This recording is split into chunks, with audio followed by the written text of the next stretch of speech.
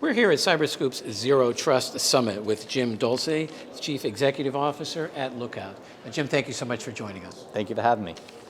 Let me start by asking, so how has OMB's Zero-Trust requirements for agencies to adopt things like identity and access management and multi-factor authentication, how has that impacted the government contractor community and companies like yours? Yeah, I think it provides an opportunity for companies like mine to work more closely with contractors, systems integrators.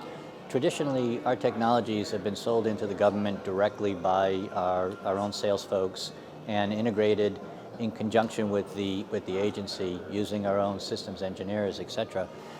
The time frames in which Zero Trust needs to be deployed, all the new technologies that come along with it, are requiring agencies to look for more assistance and look for more capabilities, and they're turning to systems integrators to do that.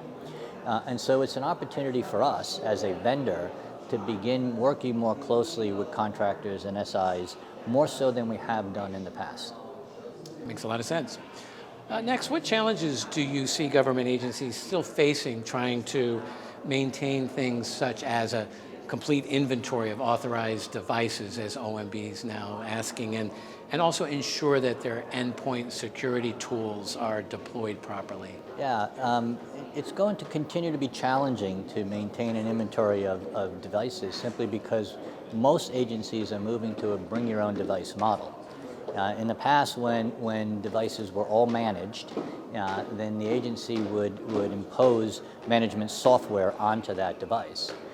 Today, we have a lot of agency customers who are in fact going to BYOD programs.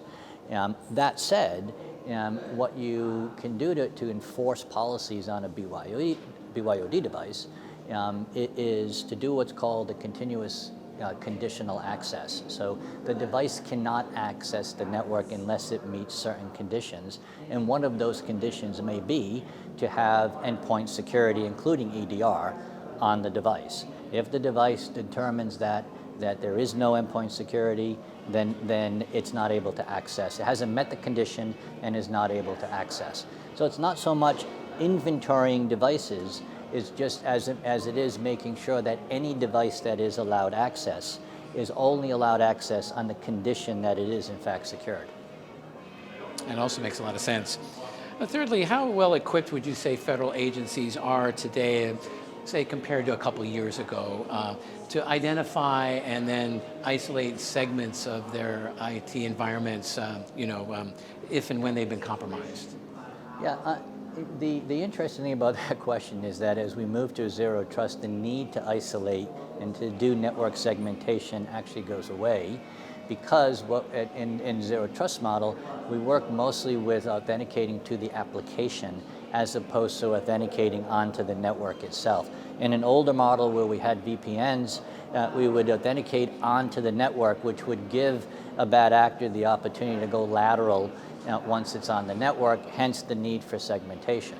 When we move to a Zero Trust model, we're no longer authenticating onto the network itself, but instead we're authenticating to the actual application itself. And that's done on an individual application by application basis. So all users are not trusted until and unless they can authenticate for a specific application. Hence, the need to do network segmentation actually goes away in the long term as we move the authentication up to the application level. So that's a good thing. That's a good thing. So lastly, Jim, looking ahead at and how our OMB's Zero Trust policies playing out, how is that impacting your investment strategies at Lookout? Sure. Yeah, so we operate in two business lines. One is our endpoint business line, which we've been working with government agencies now for the past 5 years on, mobile endpoint security. And the other is a new cloud security solution that we brought to market this year, the result of an acquisition in 2021.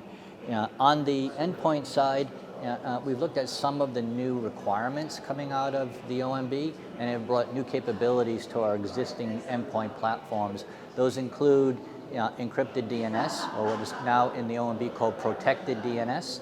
and EDR, a mobile EDR solution. Those are two requirements that show up in the OMB. EDR, protected DNS.